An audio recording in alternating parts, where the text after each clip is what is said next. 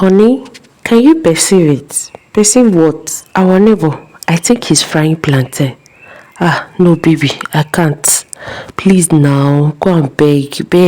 His pregnancy craving. Beg for me. Please beg for me now. But on this particular morning, something unusual was about to happen. Inside a huge duplex at the far end of the street lived Ella Maduka and her husband Titus Maduka.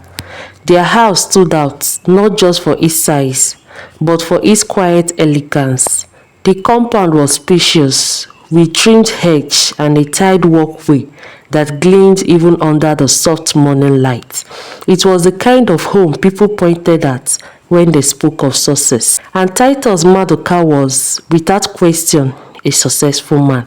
At 30, he owned one of the fastest growing companies in the city. He was respected in the business cycle, admired for his intelligence, and envied, though quietly, for his calm demeanor and striking appearance. Tall, broad shoulders, with a composed face and steady eyes, Titus had a presence that made people listen when he spoke. Women noticed him, men respected him. But none of that mattered the moment he stepped into his home, because inside that house, he was simply a husband, and recently, a very tested one. Ella, his wife, was 26 and heavily pregnant. Pregnancy has not taken away her beauty, it has transformed it. Her deep wave hair flowed like dark water over her shoulders, framing her face that carried both softness and intensity. Her skin glowed, her movements were slower, but her presence filled with every room she entered. But along with that beauty came something else, craving, unpredictable, uncontrollable, and lately, deeply embarrassing. Ella stood by the bedroom window that morning, her hand resting on her belly, her nose slightly lifted like someone searching for something unseen. She sniffed once, then again. Her body went still, her eyes widened. No, she whispered. She inhaled deeply again, and this time there was no doubt. Plantain, fried plantain, sweet, ripe, perfectly caramelized. The scent drifted from somewhere beyond their compound walls, carried gently by the morning breeze. The scent drifted from somewhere beyond their compound walls, carried gently by the morning breeze. Ella's heart began to race. It wasn't just hunger. It was something deeper, something urgent, something that tightened her chest and made her restless all at once. Titus, she called, no response. Titus, she shouted again, louder now.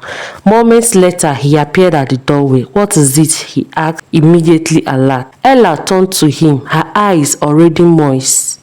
I need plantain. Titus paused. We have food in the kitchen, he replied calmly. She shook her head quickly. Not ours. That one, I can smell it. It's from Mrs. Coy's house. Titus exhaled slowly. Ella, no, not this time. I won't be able to rest if I don't eat it, she said, her voice trembling. It's like the smell is inside me. He rubbed his forehead briefly. This again? He looked at her, really looked, and saw not stubbornness, but discomfort, not drama, but genuine distress. And just like that, his resistance weakened. Okay, he said quietly. Relief flooded her face instantly. Thank you, she whispered. Titus stepped out of his gate minutes later, adjusting his shirt as he walked. The scent hit him almost immediately. He could smell it too now. Mrs. Coy's plantains, golden slices frying in hot oil. He sighed. Then he walked. Each step felt heavier than the last, not physically but emotionally. People were already outside. A few neighbors glanced at him, some with curiosity, others with knowing looks. By now, it was not new. Mrs. Coy opened her door before he could even knock. Ah, she said with a smile. Mr. Maduka, Titus nodded politely. My wife, I know, she interrupted gently. Come in. Minutes later, he walked back home carrying a plate. Behind him, whispers followed. There he goes again. A rich man begging for food. What kind of woman send her husband like that? Titus ignored them. He had learned to. When he entered the house, Ella's face lighted up like a child in a festive morning. "You got it," she said, almost clapping. She took the plate eagerly and began to eat. And just like that, peace returned, at least for a while. But the cravings did not end. They grew stronger, wider, more unpredictable. One afternoon, Ella wandered beyond their streets, guided by nothing but scents. She found herself standing outside another estate, drawn by the unmistakable aroma of fried chicken. She stood there, silently staring at the kitchen window. When the homeowner noticed her, Ella simply said, "My husband will come." And he did, again and again and again. Titus became known not for his words, not for his achievement, but for something else entirely. The man who begged for his pregnant wife. The story spread quickly. Neighbors laughed. Some pitied him, others mocked him quietly. But Titus never stopped, because every time he brought the food home, every time he saw Ella's relief, her joy, her gratitude, he knew why he was doing it. Love, he realized, was not always dignified. Sometimes it asks you to bend, to lower yourself, to endure what others might not understand. Months passed. The streets adjusted to the strange routine. Women cooked with half-closed windows. Children giggled whenever Ella walked by. Men shook their heads. Life went on. Until the night everything changed. The rain began suddenly, heavily, relentless. The kind that flooded streets and blurred vision. Inside the house, Ella cried out in pain. "Titus!" He rushed to her side. "It's time." The drive to the hospital was tense. Rain battered the car. Thunder cracked across the sky, and Ella gripped on his hand tightly with every wave of pain. Hours felt like days. Pain turned to exhaustion. Exhaustion turned to silence. And then, a cry. Sharp, clear, alive, a baby boy. Titus turned frozen, for a moment overwhelmed. Then he smiled, really smiled. For the first time in a long while, everything felt still, complete. When they returned home days later, something had changed. Ella no longer stood by the window sniffing for air. No sudden cravings, no urgent tears, just calm, just peace.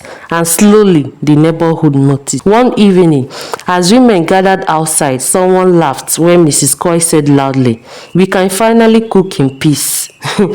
Laughter followed. "Yes, so we can. Oh. No more surprise visitors. God has answered our prayers." The street echoed with amusement.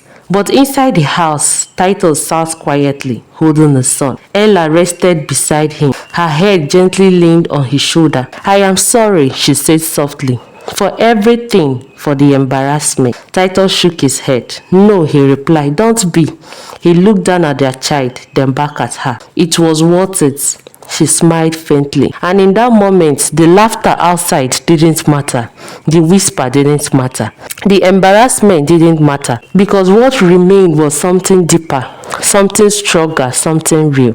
Years later, the neighborhood still carried the story around the peaceful estate. Not just as a joke, but as a reminder of a man who chose love over pride, of a woman who carried life and all the strange, overwhelming demands that came with it, and of a reason where the scent of food became the language of sacrifice. Because sometimes people forget the begging, they forgot the gossip, but they never forgot that sometimes the greatest love is found not in grand gestures, but in the quiet, humbling things we do for the ones we cannot bear to see in pain. Thank you very much for watching Informal African Tales. Please don't forget to share, like, and subscribe, and turn on the notification button.